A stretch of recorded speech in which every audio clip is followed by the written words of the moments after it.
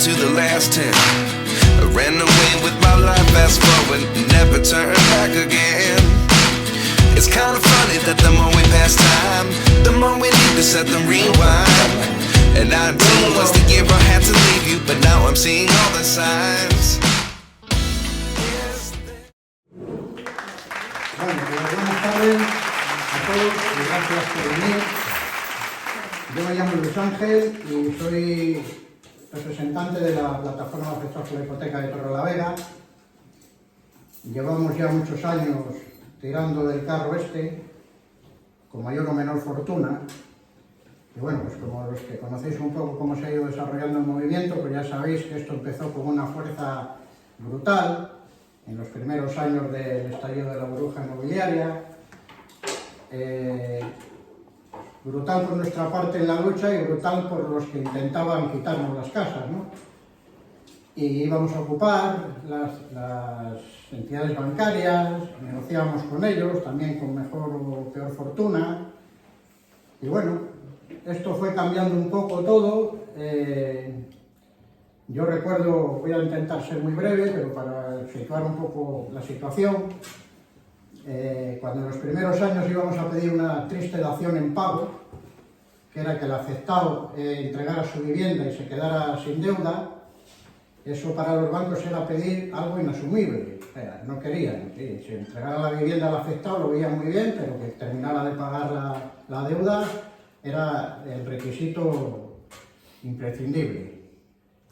¿Cómo cambiaron las cosas? Que en poco tiempo, pues gracias a, bueno, pues entre otras muchas cosas, a las PAC, los bancos, y eso a mí me empezó a sembrar dudas, empezaron a ofrecer las daciones en pago, como digo yo, en bandeja de plata. Danos tu casa, no te quedas con deuda y te pagamos el café. Eso cuando te lo ofrece alguien que ha estado negando lo más básico, implica que hay algo que no va bien. Cuando un banco ofrece uno, es porque se está guardando otros dos que no le pertenecen. Eso lo fuimos deduciendo y tal. No obstante, bueno, pues se negociaron daciones en pago interesantes, otras no tanto, hubo muchas ejecuciones también brutales. Yo llevo en la plataforma, ¿cuántos años, Maricruz? Pues 2013, 12, 13. 12, 13 años, he visto de todo aquí, cosas buenas, días de muchas alegrías y cosas muy tristes de gente y gente que ha fallecido también. Y algunos por problemas muy relacionados con estas tensiones que provocan esta gente. Bueno, a raíz de que empiezan a ofrecer soluciones más o menos aceptables, bueno, se empieza a desinflar un poco el movimiento, ¿no? A llegar a un punto de que luego también, no hay que negarlo, porque a mí siempre me gusta ir con la verdad por delante, las PAC pasaron su periodo de rupturas. Esta PAC, esta plataforma de Torrelavega, hubo una escisión que se dividió en dos, bueno, pues por diferencias de criterios, de que cada uno ve las cosas de una manera, porque somos de cada casa, como digo yo, el peor. Y bueno, pues son cosas que ocurren. Por una cosa o por otra empezamos a perder fuerza.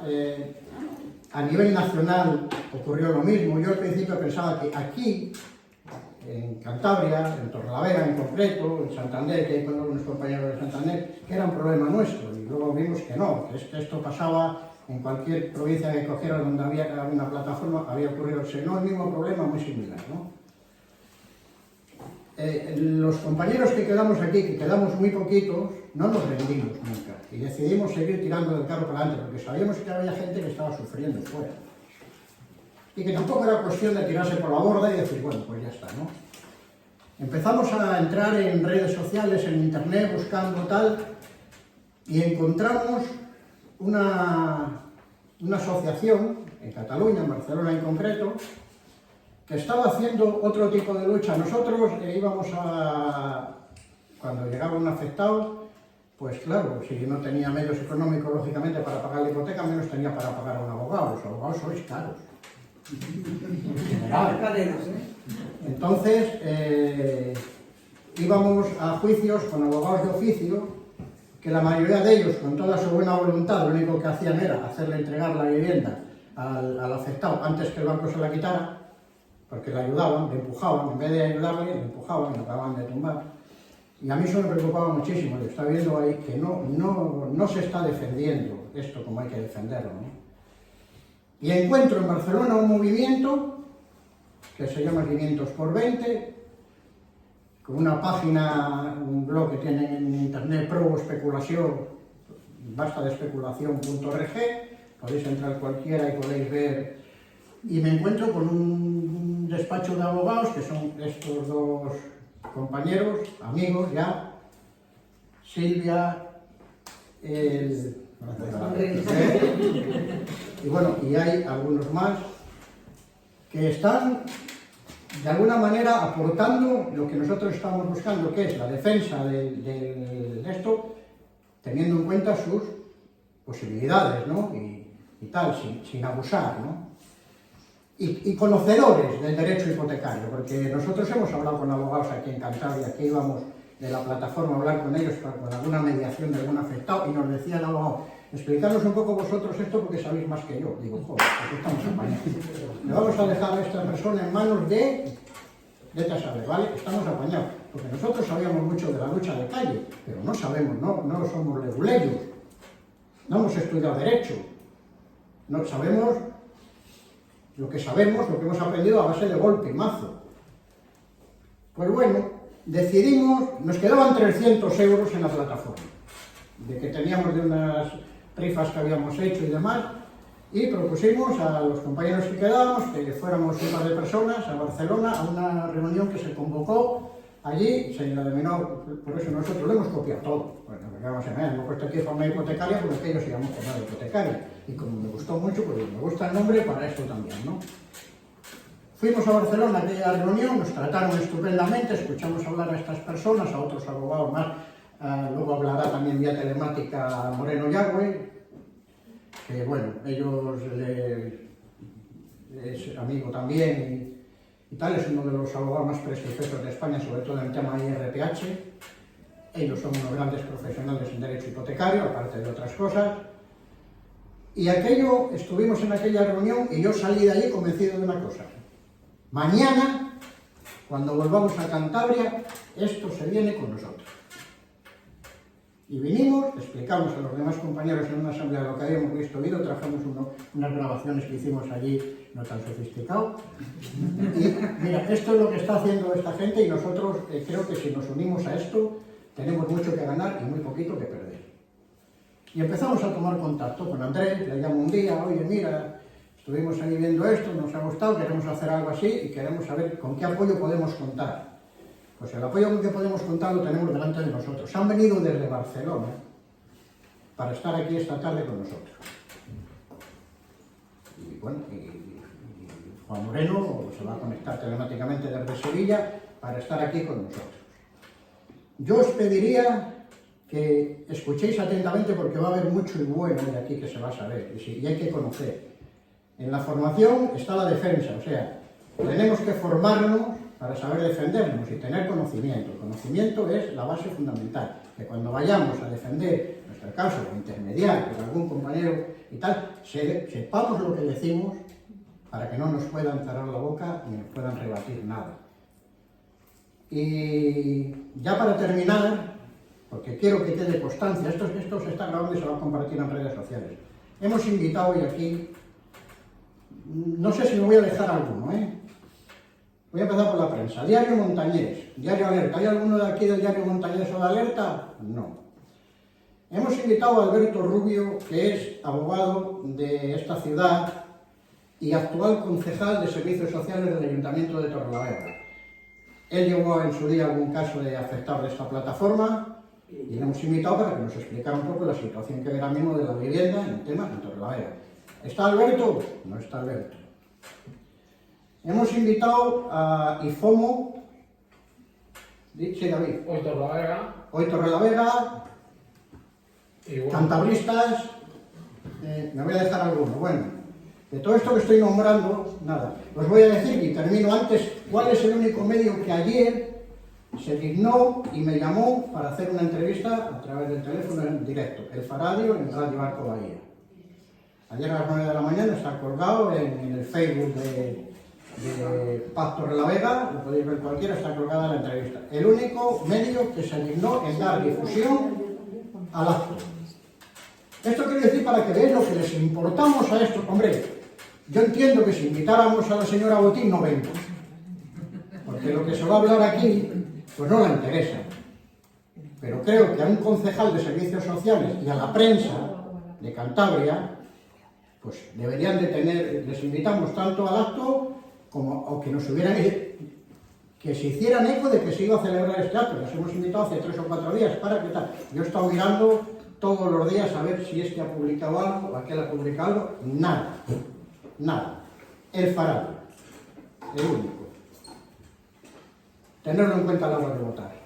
Y ahora os voy a dejar con Silvia y Andrés. No, hombre. Que seguramente ya digo que todo lo que digan es grabarlo. Todo esto también se va a grabar porque luego hay que masticarlo y darle vueltas y va a estar en redes sociales. Por supuesto, si con más inmediato en el Facebook nuestro, el Paz Santander, supongo que también, lo vais a poder ver, en fin. Pero no os perdáis detalle porque yo estuve en Barcelona en aquello y me quedé así y me entraron 3 moscas, pero me vino muy bien. ¿Vale? Pues nada más. Vale. Bueno, gracias por haberme invitado y escuchar un rato. Yo intentaré que sea lo más ameno posible, ¿no? Porque si no, si veo que estáis durmiendo voy a resumir y si no, pues sigo hablando. Yo les cuento un poquito a mí para que entendáis más o menos nuestro bagaje, el por qué llegamos hasta aquí y... Sí, esa es la siguiente. Vale. Dividiré la charla más o menos en 3 partecitas bien diferenciadas. La primera es cómo actuar frente a un fondo WIC y luego explicaré el por qué. Luego un poco lo que es el derecho al retracto, el RPH, la ejecución hipotecaria y por último hablaré de una iniciativa legislativa popular, ¿sí? Una ocurrencia. Bien, la primera parte, ¿quiénes somos? Yo soy argentino, creo que se me nota en la tonada. Siempre quise venirme a vivir a Europa porque Europa tiene toda la historia del occidente, digamos. Argentina tiene 200 años y aquí hay 2000. Y me gusta la historia, me gusta la cultura, me gusta ver, me gusta la curiosidad. Digo, pues me voy a vivir a Europa que tengo todo más cerca. Me hice la nacionalidad italiana porque no quería sufrir con el tema de los papeles. Durante 5 años la tramité. En junio del 2006 decidí comprarme un solo pasaje de ida para no volver. No estaba convencido que iba a salir adelante. Y la compré en Spainar, era Madrid. La que quebró, Spainar. Vale. La compro en junio, me compré el pasaje, eran 1.000 euros, pues, o $1.000, pues me vengo. Tenía pasaje el 5 de diciembre. Primero me iba a ir a Italia, como tenía lengua italiana, y digo, idioma italiano, yo para hablar un segundo idioma muy difícil. Pues me bajo, me hizo una amiga ahí y me dice, vete a Barcelona, que hay mucho Argentina y tenés mar y montaña. Pues bueno, me saco el pasaje para Barcelona. El 5 de diciembre. Llego a Buenos Aires el 5 de diciembre, salgo un día después y el 7 de diciembre quebró. La compañía, o sea, ya fui en el penúltimo viaje, llegué a Barcelona, me habían alquilado una habitación, ni sabía lo que era una habitación. Eso, alquilé habitación, no tenía idea, pero bueno, yo me había alquilado una. La que me había alquilado me fue a buscar al aeropuerto, me llevó a una ciudad al lado de Barcelona y bueno, y ahí empecé. Pues me había venido también con 1.000 euros en el bolsillo y digo, bueno, a buscar trabajo. No sabía ni lo que era el NIE, en aquel entonces no se sabe nada. Entonces a la mañana siguiente todo a preguntar. Era Santa Coloma de Gramenet, es una ciudad pegada a Barcelona, en lo que es todo el cinturón. Y yo voy caminando los primeros 100 metros. Y veo 3 cosas. Camino 100 metros, vuelvo a ver 3 cosas. Camino 100 metros más, vuelvo a ver 3 cosas y digo, la he cagado, me tengo que volver. Tan solo en 20 minutos de caminar me di cuenta que este país quebraba. Eso fue en diciembre del 2006. ¿Qué 3 cosas pude haber visto? Un banco, una sucursal bancaria, o sea, una financiera que te daban préstamos y un bar. Hacíamos 100 metros, se veía otra vez lo mismo. 100 metros, otra vez lo mismo. Y digo, ¿dónde va este país con tanto banco? Y yo, como soy tan curioso, pregunto, ¿por qué tantas sucursales? ¿No puede haber una más grande en vez de esto? Y la gente me decía, es que el director es mi amigo. Cuando alguien ha escuchado en el 2007, 2008, el director del banco es mi amigo, me asesora, me salva, me llama si tiene algo o no. No fue siempre así. No estaba todo preparado, era evidente. Pero bueno, me han sacado el pasaje de ida y digo, bueno, tengo que buscar trabajo.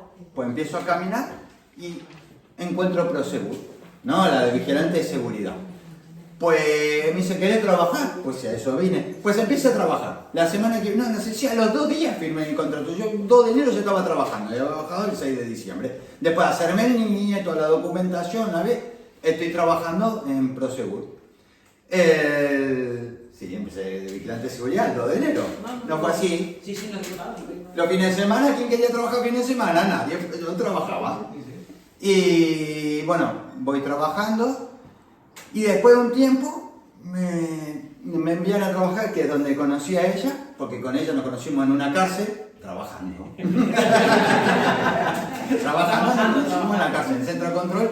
Yo me la llevan al centro de control y ella ya estaba ahí. Y me hace la formación y siempre me quiso mucho. Sí, mucho. Y siempre me decía, vas a decir tú, yo estudié matemática, física, un turno de noche estudiaba con libros, y ella me decía, tan listo eres, porque no te haces abogado, porque al final estás ganando lo mismo que yo y no estudió nada, ¿no? Pues más o menos. Digo, ¿qué querés que te muestre mi cosa abogado? Pues me hago abogado.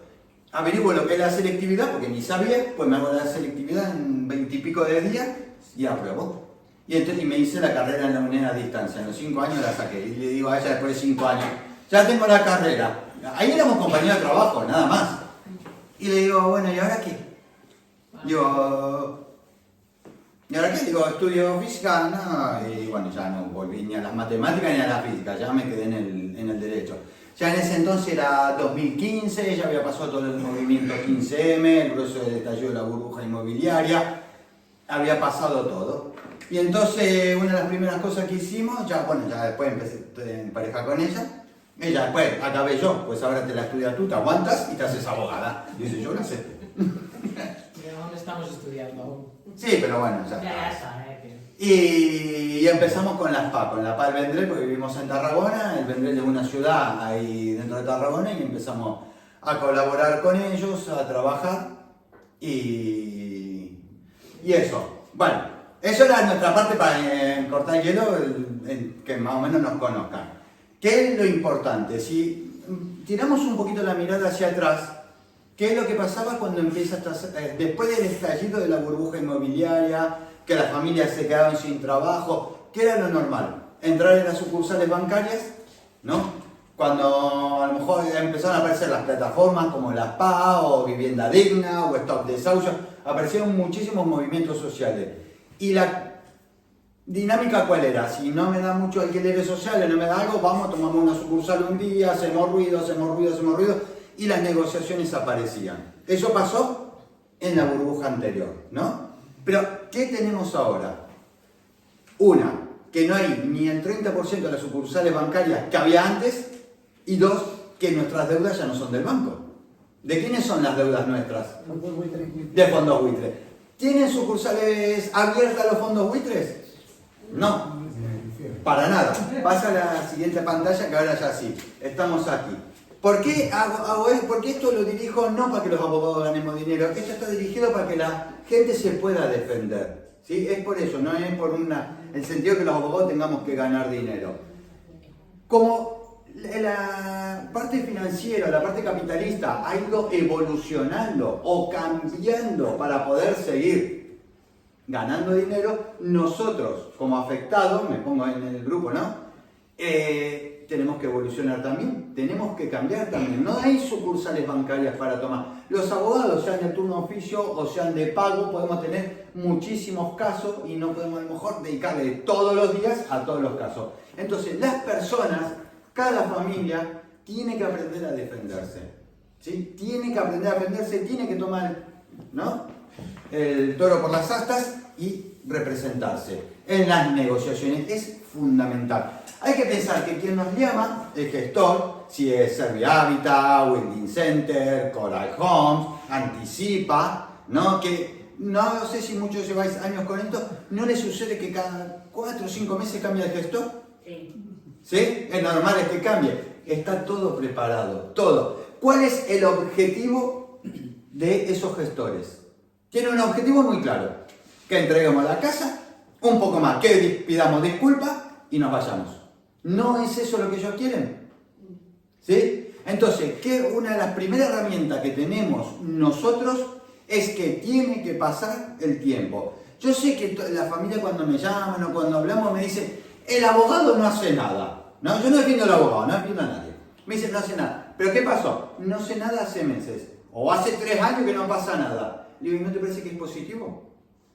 ¿Qué queremos? ¿Que nos echen antes o que nos echen después si nos van a echar? Mientras más pase mejor. Entonces una cosa es, yo entiendo la ansiedad de las personas, la ansiedad de los afectados, pero la ansiedad juega en nuestra contra. La ansiedad juega en contra. Mientras más tiempo pasa, más perjudica el fondo buitre y más nos beneficia a nosotros. Claro que el ideal sería, ojalá el fondo buitre me venda la casa, me dé una refinanciación, me vuelva a dar. No va a suceder. Normalmente no sucede. Por lo tanto, una opción muy clara es que pase tiempo.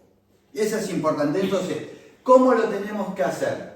Aquí, ¿cómo lo tenemos que hacer? Ellos tienen un diálogo premeditado, ¿sí? Entonces nosotros sabemos lo que tenemos que contestar. Tenemos que aprender a contestarles, ¿sí? Ahora sí, pasa a la siguiente. ¿No? ¿Qué quieren hacer ellos? ¿Quebrarnos psicológicamente? ¿Es siempre? ¿Quieren quebrarnos psicológicamente? ¿Que paguemos la totalidad de la deuda o que nos vayamos de casa? Dicen, mire, tú debes 300.000 euros más los intereses y la cota. Por 370.000 se me lo da contado, te dejo la casa. Una casa que a lo mejor vale 180. ¿O no? Porque los precios que subieron ellos, ahora abajo. Bien, eso es inviable y eso es lo que nos dicen.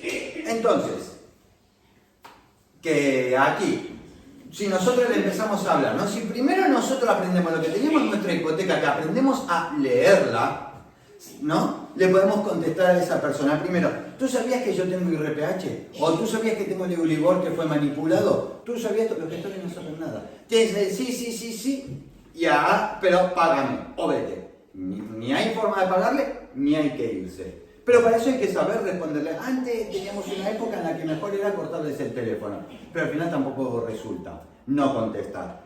Entonces, bueno, sí, acá ellos muchas veces te dicen, soy de la asesoría judicial o departamento judicial. Lo primero, mira, si quieres hablar conmigo, no digas judicial, porque judicial son los juzgados. Tú serás el gestor comercial de un área que queráis llamar jurídica, pero nunca judicial. Tú no eres miembro judicial. Son detalles que ellos le utilizan, palabras que lo hacen a propósito para lo que estoy diciendo, de quebrarnos psicológicamente.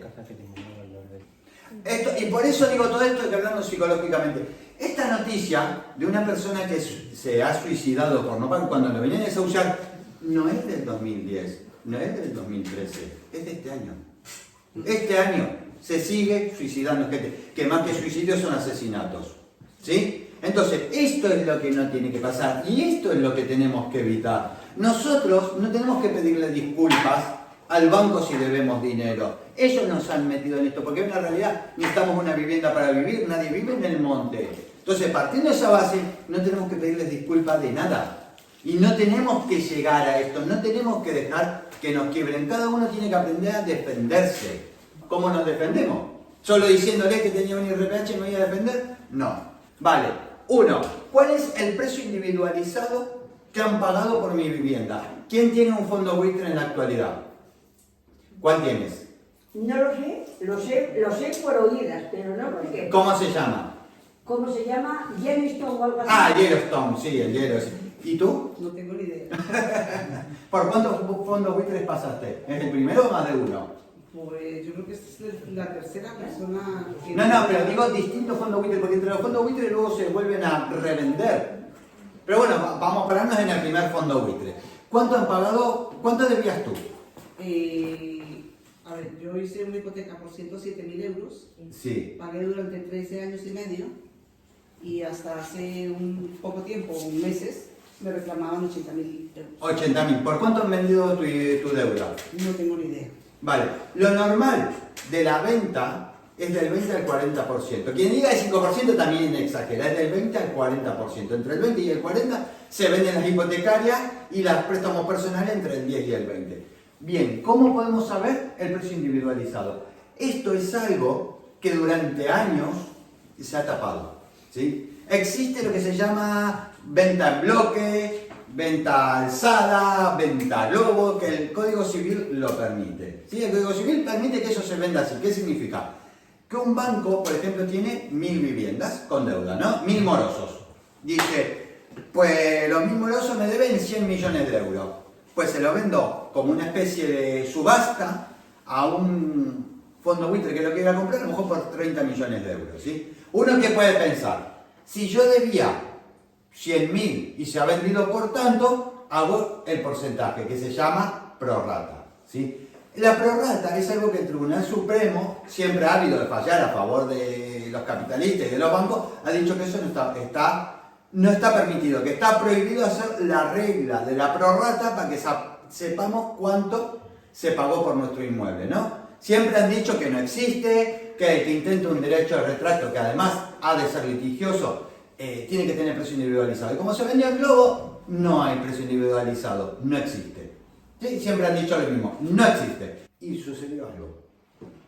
La agencia tributaria dijo, sí, habrá un convenio de no doble imposición entre el Reino de España y el Reino de Luxemburgo. El Reino de Luxemburgo es un paraíso fiscal, donde están todos los fondos buitres, ¿sí? Y el Reino de España, obviamente, tiene firmado un convenio con el Reino de Luxemburgo para tributar al 1%. Al 1% tributar. Pero hay una cosa que no entra en ese convenio, y son las propiedades. Porque las propiedades las tenemos en España, están en suelo y territorio nacional, ¿no? No entran. Y la agencia tributaria dijo, usted hacer los negocios que queráis como fondo buitre, pero yo quiero cobrar impuestos. Yo te voy a cobrar impuestos a los fondos buitre. Entonces tiene que estar el precio individualizado para tributar, por lo tanto existe. ¿Sí? Y eso es la primera con Salvador de la 500 por 20 que comentabas tú antes, cuando él encuentra la noticia, una sola salió en El Confidencial o en Diario, en una de estas sale esa noticia, no me acuerdo en cuál. El Confidencial sale, una sola vez sale esa noticia y empezamos a investigar. Entonces, claro, hay un precio individualizado. Lo logramos con el de Anticipa, que es un notario que está en Barcelona, que si tú le envías un requerimiento notarial, te responde y te dice, han pagado tanto. O sea, el precio individualizado existe. Luego, el de Madrid, el Morenés Gilés, que lleva otro de estos fondos muy grandes, no me acuerdo cuál. Él, en la última que requirió un cliente que tengo que está en Lebrija, el de Lebrija, digo, pues, él buscó un notario ahí y se lo envió. Y el Morenés Gilés contesta mediante un poder notarial. Entonces, el Morenés Gilés devuelve un acta notarial al notario de Lebrija donde dice que el precio individualizado existe solo para tributar impuestos. Eso dice un acta notarial, solo para tributar impuestos. Para el demás que lo quiera no está legitimado y no se le va a informar. Sí, o sea, que vamos por el buen camino. Hay que presionar a los notarios ya. ¿Cómo sé yo qué notario lo firmó? Pues vamos a la nota simple y dice, BBVA o Santander ha vendido, ¿no? Ante tal notario, ha realizado esa venta, lo buscamos el notario, buscamos la escritura y hay que exigirle que nos informe el precio individualizado. Bien, ¿para qué nos sirve el precio individualizado? ¿Para hacer un juicio por derecho de retracto? No, porque tiene que ser litigioso y hay un montón de requisitos. Sirve para negociar con el fondo buitre, en este sentido, es decirles, mira, yo sé que debo 300.000 euros, pero habéis pagado 70.000 por mi casa. Si tú me reclamas los 300.000, te estás llevando 230.000. ¿Sí? Eso significa que estás ganando demasiado dinero. A ver si te voy a meter una querella por enriquecimiento injusto. Al administrador, al dueño del fondo. Y ahí se asustan. Los dos casos que presionamos mucho en este tema, uno le dio una quita del 60%. Y llegamos a un acuerdo, debía 200.000, el 60% que no llegaba a 80.000. Pues esta persona, ¿qué hizo? Vendió el coche, la mujer, los hijos, el perro, el gato, pidió dinero también, pero se reunió el dinero. Claro, un 40% de una deuda no es lo mismo que el 100%. Se llegó a un acuerdo, pudo salvar la casa. Entonces, el precio individualizado existe porque los inmuebles están en España y tributan por el inmueble.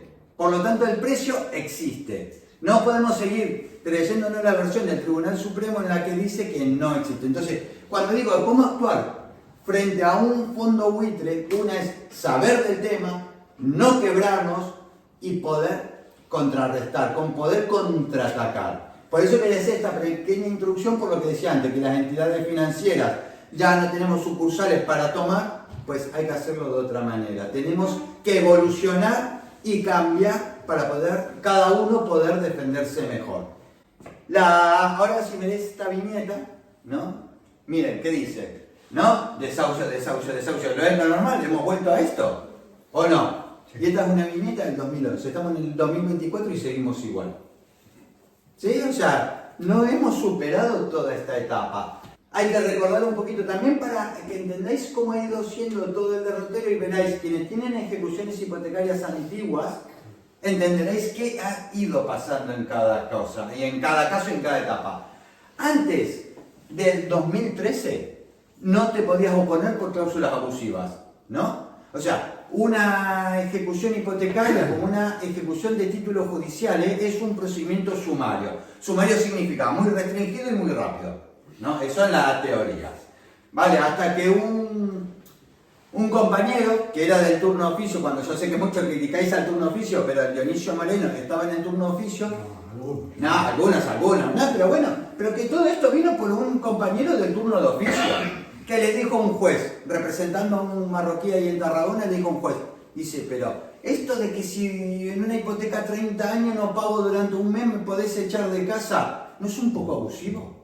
¿Y qué dijo ese juez de primera instancia? Cometió el error, ¿no? A favor, o sea, el error para la familia, no, o sea, para los bancos. Dijo, voy a preguntar a Europa.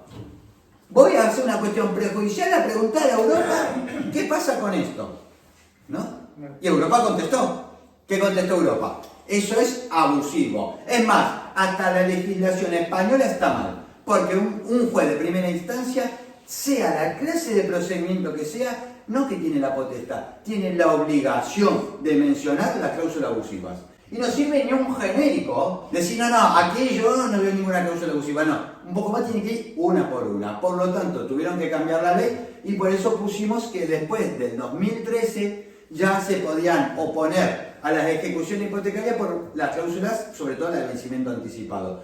Porque al principio del 2014, 2015, como los jueces, cuando tú decías que el abogado explicarme porque no conozco el tema, vale, eso es grave. Pero ¿y cuando los jueces no saben del tema? Cuando los jueces son los que no saben, porque eso tienen que decidir. No, al principio se ponían muchas cláusulas abusivas y ya después dijeron, no, solo se pueden poner las cláusulas abusivas que ya un fundamento de la ejecución. Básicamente nos quedamos con vencimiento anticipado, gastos, comisión de apertura, interés de demora. Se ha restringido bastante. ¿Qué pasaba? Entre el 2013 y la ley 5/2019 hubo, como el vencimiento anticipado era abusivo, eso de que si no me pagas una partecita, una cuota, te doy por resuelto el préstamo y puedo ejecutar la garantía y echarlos de casa, miles y miles de ejecuciones durante años fueron siendo con sobreseimiento. Tuvieran abogados, estuvieran en rebeldía, al final se archivaron por miles. Que ahí no voy a entrar ahora porque como ya esto ha pasado no tiene sentido que lo explique, pero se hacían procedimiento ordinario, pero bueno, esa es otra historia que ahora ya no tiene actualidad. En 2019, ya con Pedro Sánchez en el gobierno, se hace la ley, se reforma la ley del artículo 24, el artículo 24 de la ley 5/2019, donde dice que si estamos en la primera mitad del préstamo hipotecario, ¿sí? Se dividió en dos, ya se tiene que deber 12 cuotas o el 3%, ¿sí? Se tiene que sumar el 3%. Y si estamos en la segunda mitad del préstamo, es el 7% o 15 cuotas. Y ahí ya tenemos otro problema, porque esa ley mejora, pero sigue estando mal hecha. ¿Por qué? Porque en las cuotas impagadas, si yo debo 5 cuotas, se me suma el capital y el interés para solo ver con el capital que debo. Entonces es imposible llegar a 12 cuotas. Nadie debe 12 cuotas. Con 4 o 5 cuotas se puede ejecutar igual. Y ahora les mostraré un caso. Vale. Espera. Esto que es justo aquí en Cantabria, me acabo de dar cuenta ahora cuando vine.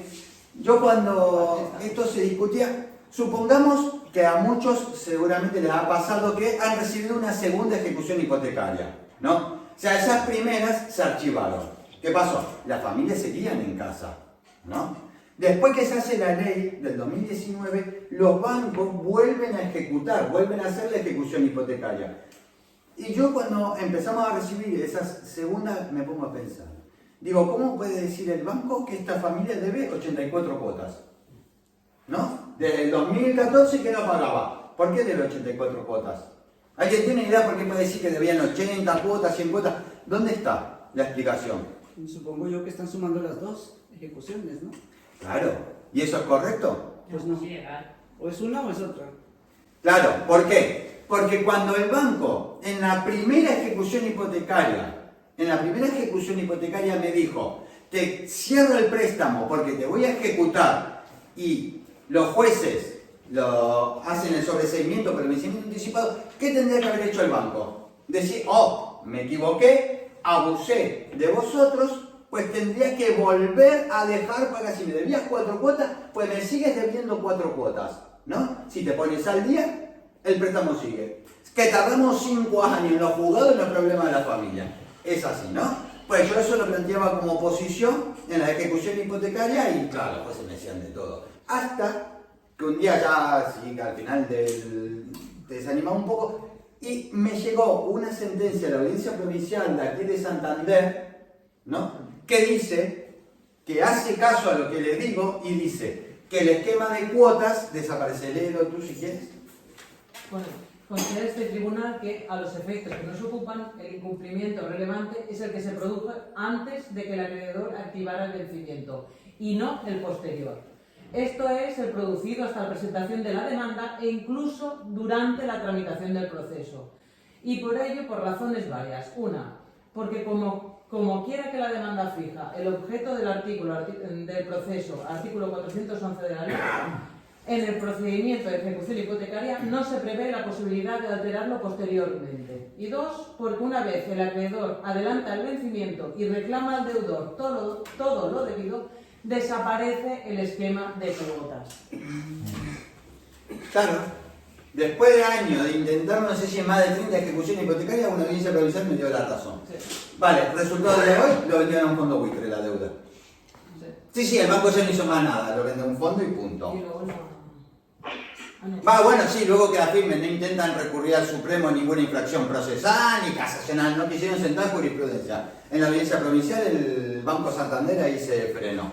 Significa que las cuotas impagadas son desde que se deja de pagar la hipoteca y hasta que el banco nos reclama la totalidad de la deuda. Pero nunca se pueden acumular cuotas impagadas desde que se reclama la totalidad de la deuda y hasta la presentación de la demanda. Y ojo, porque esto está vivo, hay muchas personas que tienen el sobreseimiento y el banco 1 les volvió a hacer la segunda ejecución. Entonces, una de las cosas importantes es guardar o conseguir, como sea, ese burofax, ¿no? O de la ejecución hipotecaria primera, el burofax donde decía que me daban resuelto el préstamo.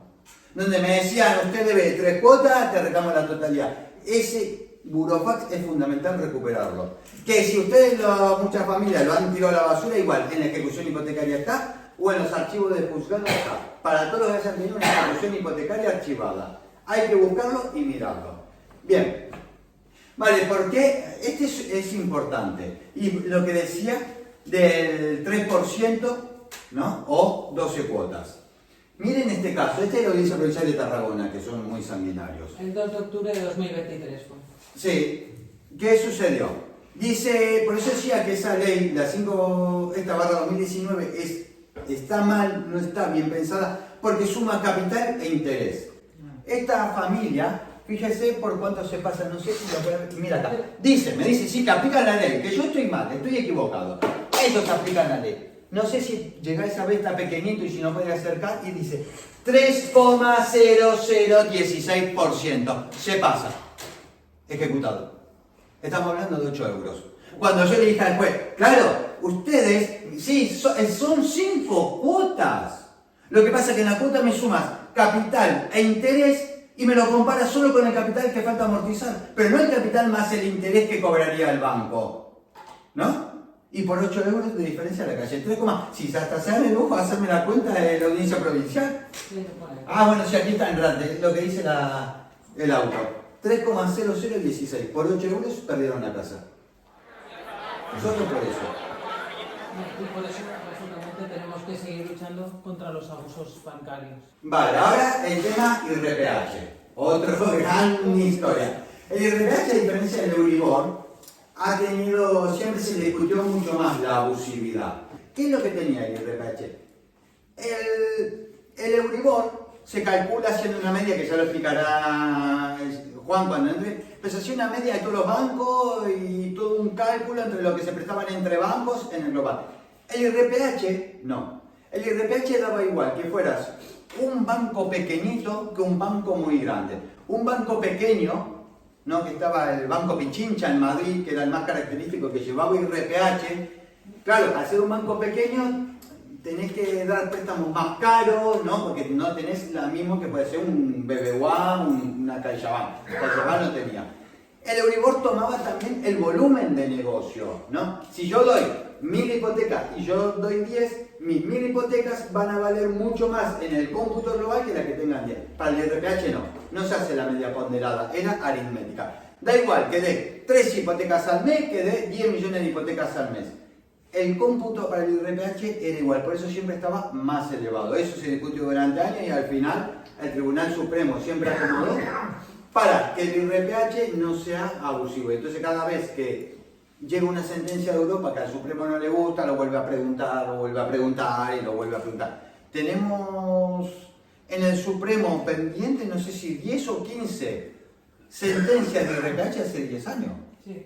Con todo esto deben tener un colapso, una cantidad de miles y miles de sentencias a sacar que no están sacando, no sé quién las va a hacer.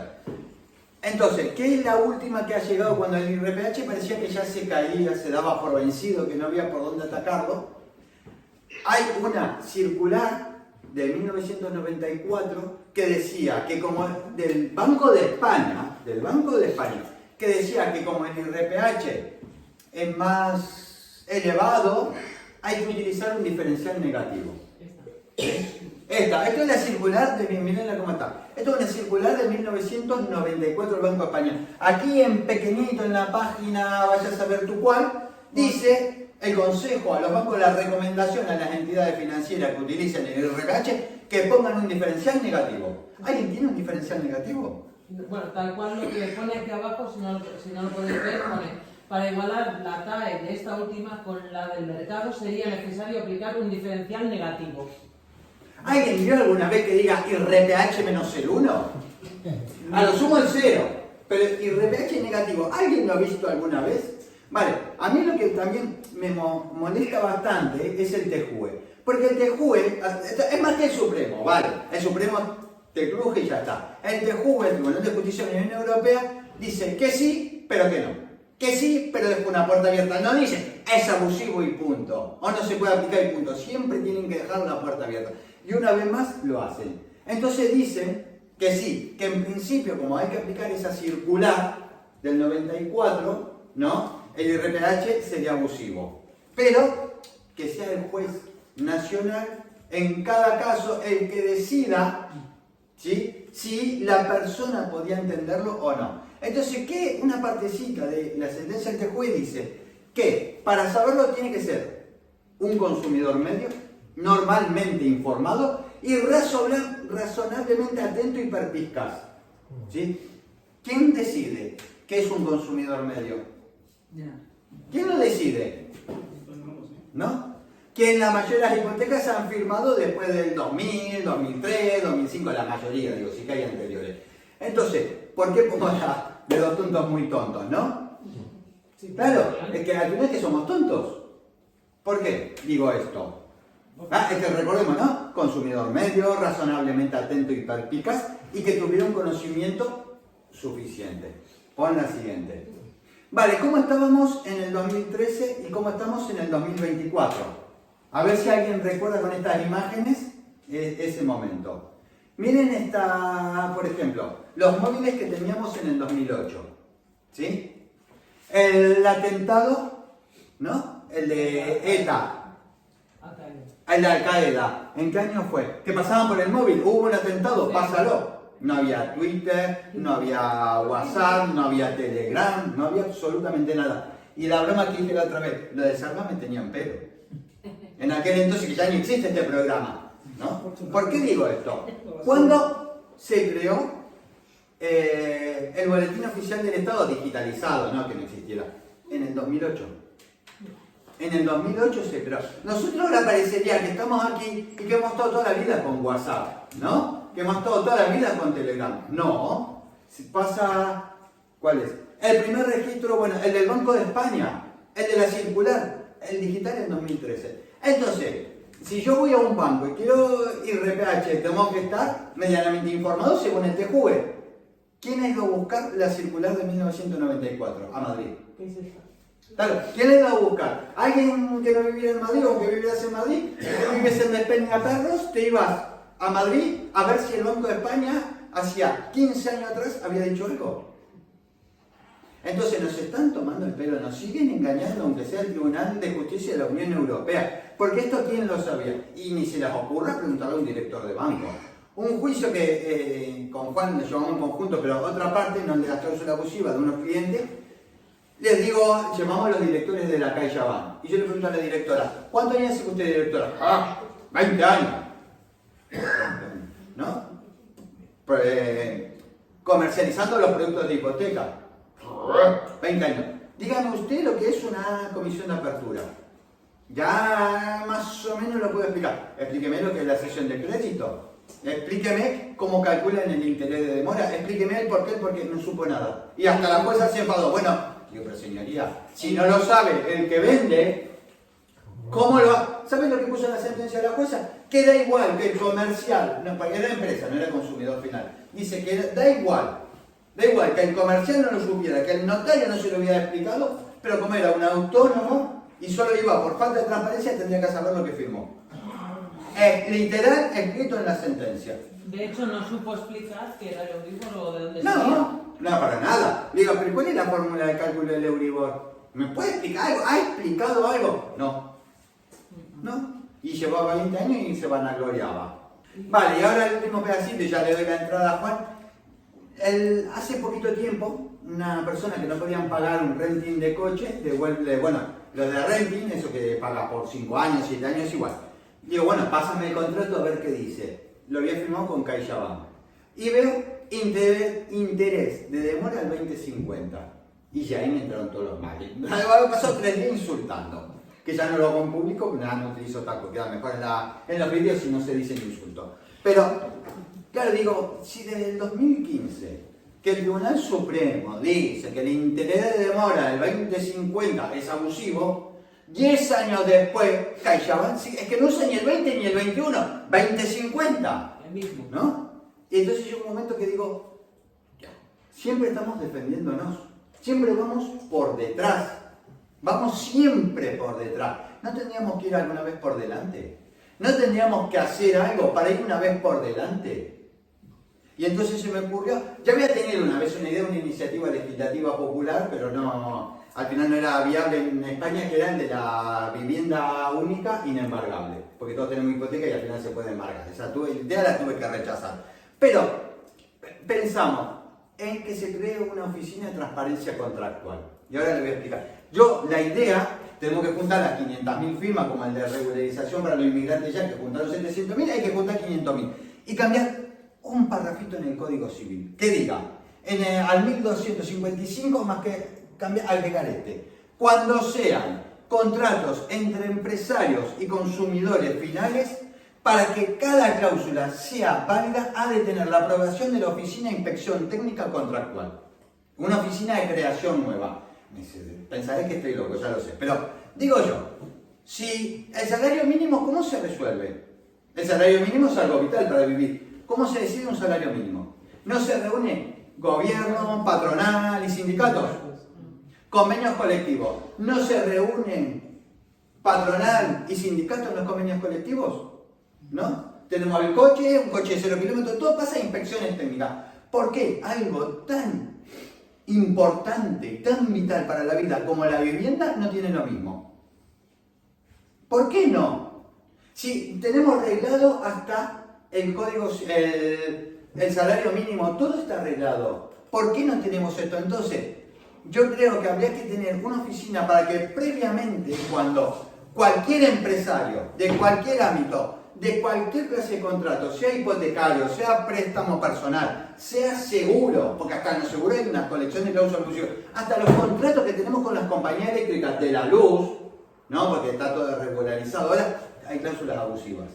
Entonces, yo creo que eso primero tendría que pasar por una oficina técnica primero. Y esa oficina técnica tiene que estar formada por miembros del gobierno, por asociaciones, por el defensor del pueblo y por los empresarios. Pero se tiene que resolver primero. Y eso tiene una doble vertiente. Además, es quitarle el poder a los jueces de primera instancia. ¿Por qué? Porque si ya está arreglado, eso ya los jueces de primera instancia no tienen competencia. Porque hemos visto jueces de primera instancia hacer cualquier clase de atrocidades con el tema de las cláusulas abusivas. Toda clase, por ejemplo, otro. Comisión de apertura, estamos en el 2014. El Supremo dice la comisión de apertura es abusiva. ¿Vale? Pues mira, me cobraron el 1%, el 3%, 3.000 euros, más los intereses 5.000 euros. Pues un montón de familias presentaron juicio. 2 o 3 años después, no, la comisión de apertura no es abusiva. Como solo las familias que hicieron juicio por comisión de apertura han perdido con costas. Y firme. 2 años después vuelve a cambiar la jurisprudencia y vuelve a ser abusivo. Entonces, ¿a qué estamos jugando?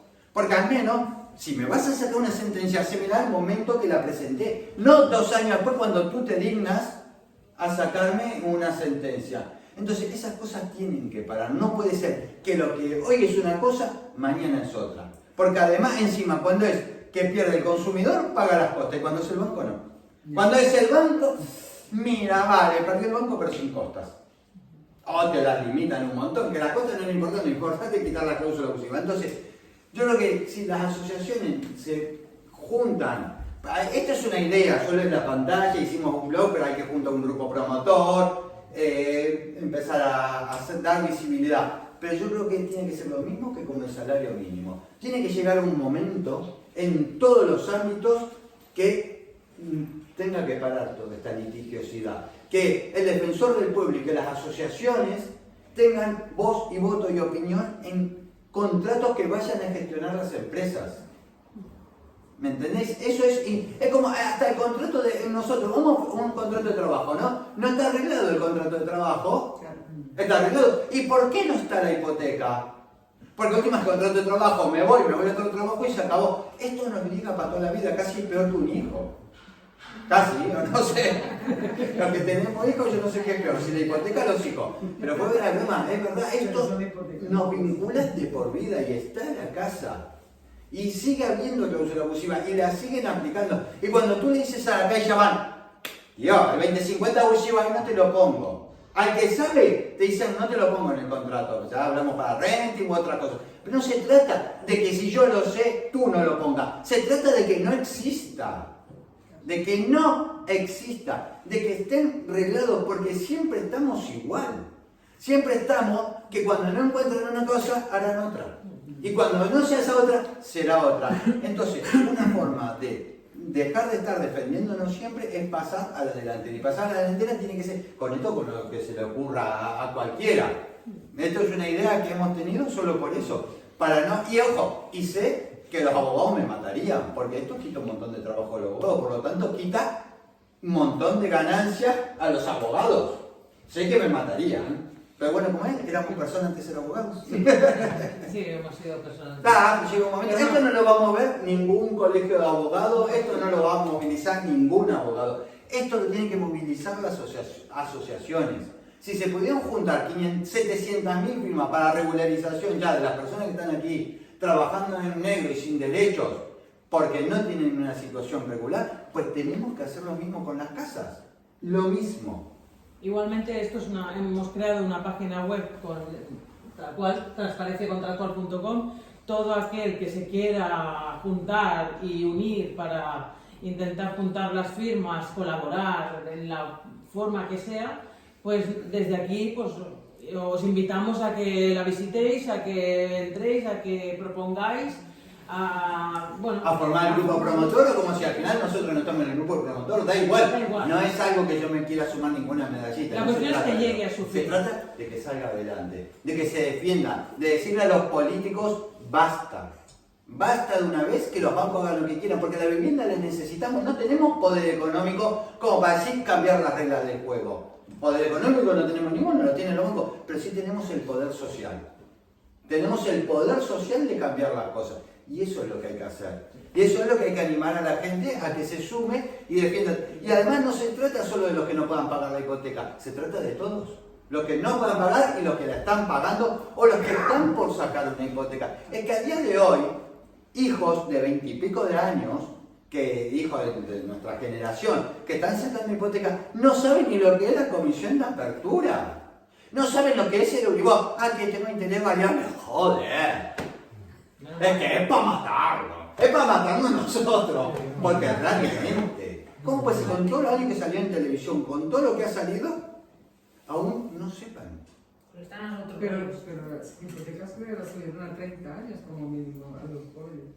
Sí, pero bueno, quiero decir que no saben ni lo que es. Ellos firman, ¿lo puedo pagar? Pues lo firmo. Sí. ¿No saben lo que ha firmado? No. Vale, hace 30 años, 20 años, antes que explotara todo esto, ante la primera burbuja inmobiliaria, lo entiendo. Pero hoy en día, hoy en día seguimos igual.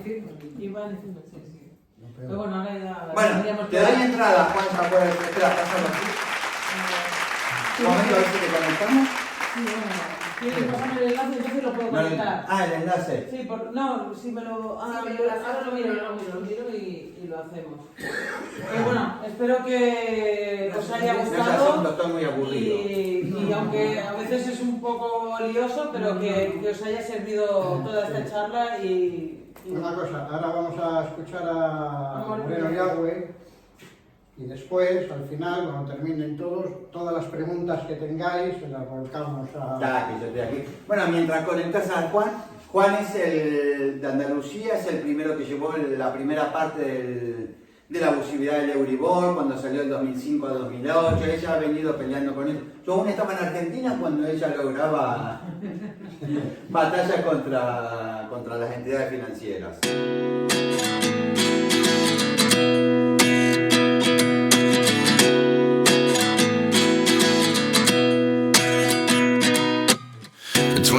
And I find myself wondering what did happen to the last 10. I ran away with my life, fast forward, never turn back again.